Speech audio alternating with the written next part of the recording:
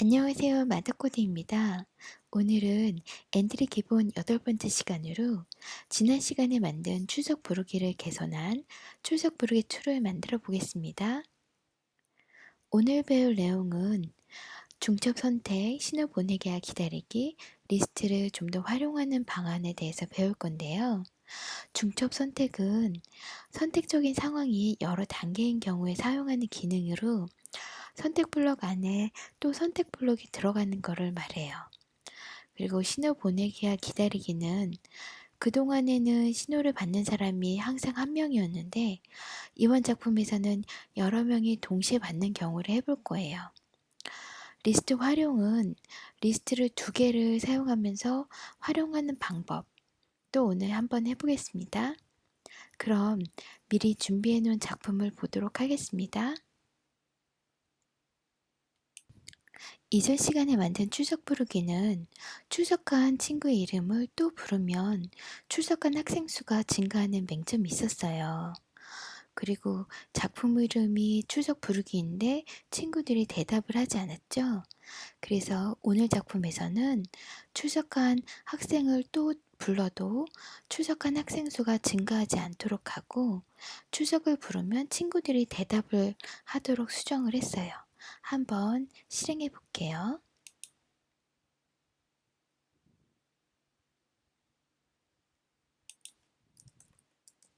나 호출을 하면 김하나 친구가 대답을 하고 정달의 친구를 부르면 대답을 하고 그리고 이둘이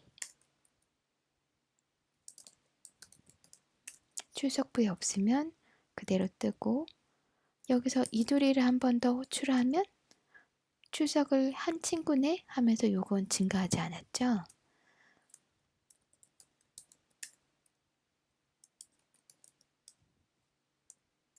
네.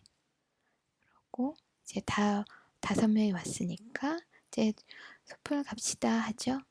우리 다 같이 만들어 보아요. 오늘 만들 작품은 이전 시간에 만든 출석 부르기를 개선할 거라서 출석 부르기를 만든 친구들은 복사해서 사용을 하고요.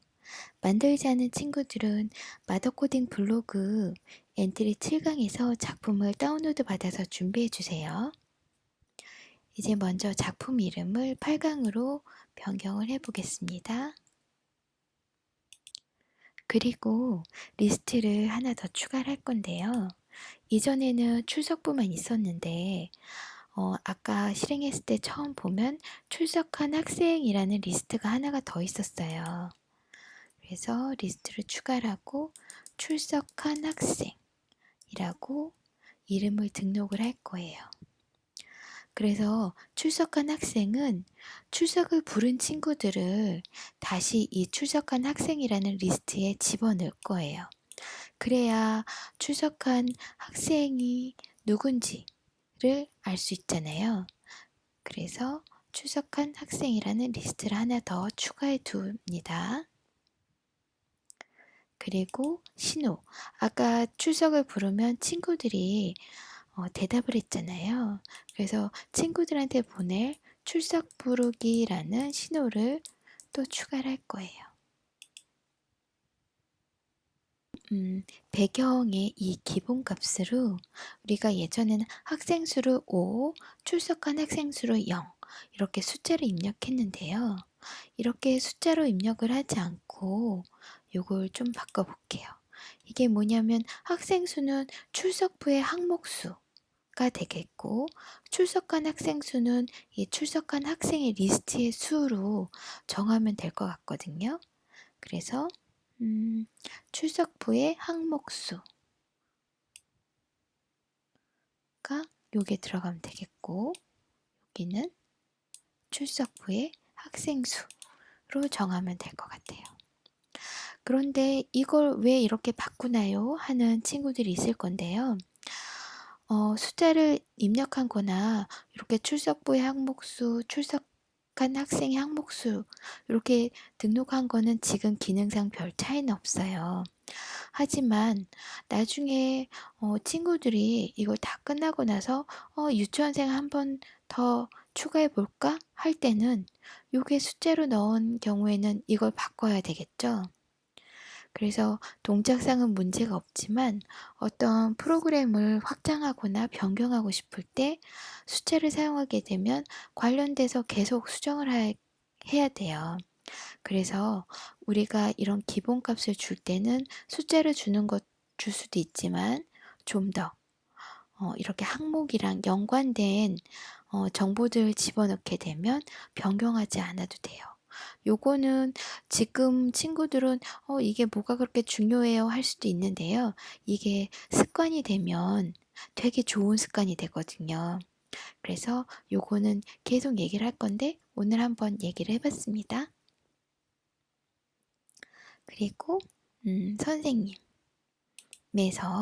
이제 좀 수정을 해볼 건데 우리가 예전에는 입력을 하면 이 대답이 출석부에 포함되었는가만 봤잖아요. 근데 오늘은 그래서 출석한 학생 수만 1로 증가를 했는데 출석을 부르면 친구들한테 신호를 보내는 걸 오늘 할 거잖아요. 그래서 출석한 학생 수를 증가를 하고 그 다음에 친구들한테 신호를 보낼 거예요. 그래서 신호를 보내고 기다리기. 친구들이 대답할 때까지 기다려야 되잖아요.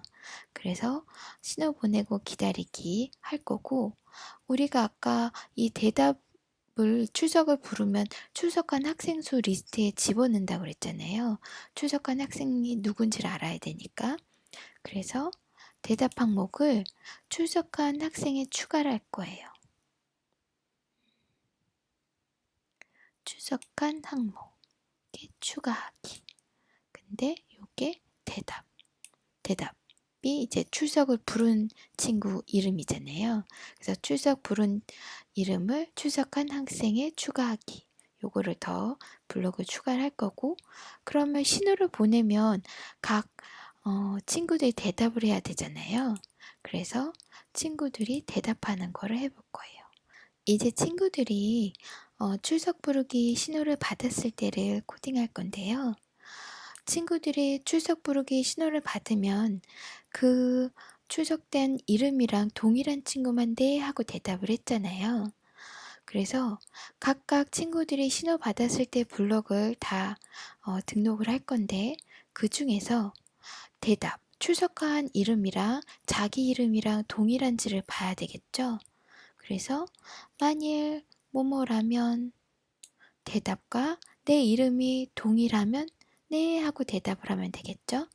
그래서 같은지 이 블록을 쓸 거고 뭐가 같냐면 내 이름 유치원생의 모양 이름이랑 대답이랑 똑같으면 네 하고 대답하면 되겠죠. 네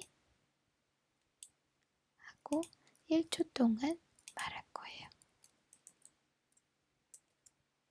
그러면 유치원생 6번의 이름과 대답이 같으면 유치원생 6번이 대답을 할 거고 요거를 다른 친구들도 다 해야 되겠죠. 그래서 5번 친구한테 가서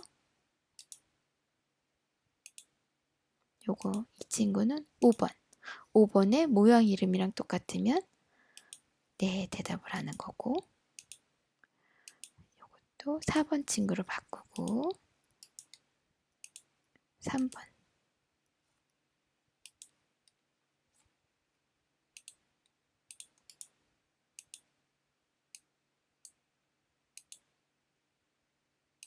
2번 그러면 각 학생들이 자기 이름이랑 똑같을 때만 대답을 하면 되겠죠. 이렇게 예전에는 우리가 한 명이 신호를 받았는데 지금처럼 사용하면 여러 명이 다 신호를 받을 수 있어요. 그래서 만일 요거 이 블럭이 없고 그냥 네 대답하기를 하면 한 번 신호 보내면 이 친구들 다 네 하고 대답을 할 수도 있겠죠. 그런 식으로 여러 가지로 내가 필요한 것만큼 변경해서 쓰면 됩니다. 오늘은 자기 이름이 동일한 경우에만 대답하게를 이런 식으로 처리를 했어요. 그러면 신호불이 보내고 기다리기까지 됐죠. 그러면은 이제 우리가 뭘 더 추가를 한번 해볼 거냐면 방금 전에 출석을 불러서 대답을 한 친구를 또 출석을 부르면 아마 출석을 확인한 친구네? 하고 아까 나왔었잖아요. 요 기능을 구현을 해볼 거예요. 요거는 어떻게 하는지 보면은 우리가 대답을 한 친구, 출석한 학생은 출석한 학생이라는 리스트에 집어넣었잖아요. 그래서 출석을 불렀을 때 출석부에 있는지를 한번 확인하고 출석부에 있으면 출석한 학생이 있는지 없는지를 확인하면 되겠죠. 그래서 요 블록을 하나 더 쓰면 될 것 같아요. 블록을 여기다 놓고 그래서 요번에는 출석한 학생의 이 리스트에 없어야 출석을 안 부른 거잖아요. 그래서 요거는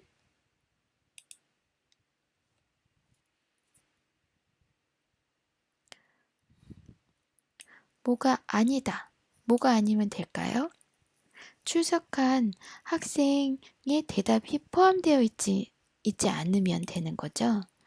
그래서 출석한 학생에 포함되어 있는가 이 블록을 갖다 넣고 뭐가 대답이 포함되어 있는가가 아니다. 그러면은 요거는 출석한 학생의 대답이 포함되어 있지 않다라는 얘기잖아요. 조금 말이 어렵죠? 그래서 출석한 학생이라는 리스트에 없으면 이게 실제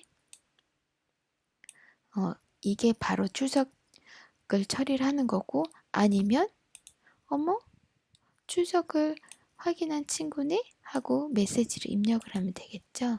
메시지가 나오게.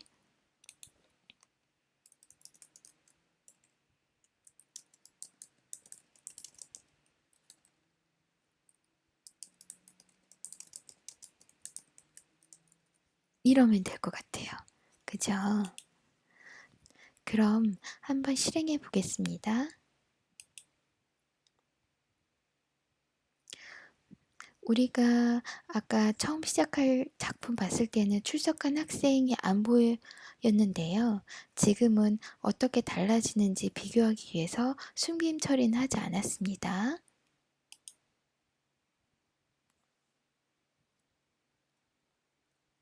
그래서 김하나 하면 대답을 하고 요게 등록이 되는 거죠. 그리고 이두리 하면 들어가고 근데 김하나를 또 입력을 하게 되면 어떻게 될까요?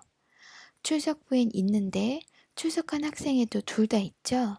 그러면 어머 출석할 확인한 친구네? 하고 얘기하죠. 그러면 선생님은 우리 반 친구가 아닌데 출석부에 포함되어 있지 않으니까 정달에 하면 여기에 들어가고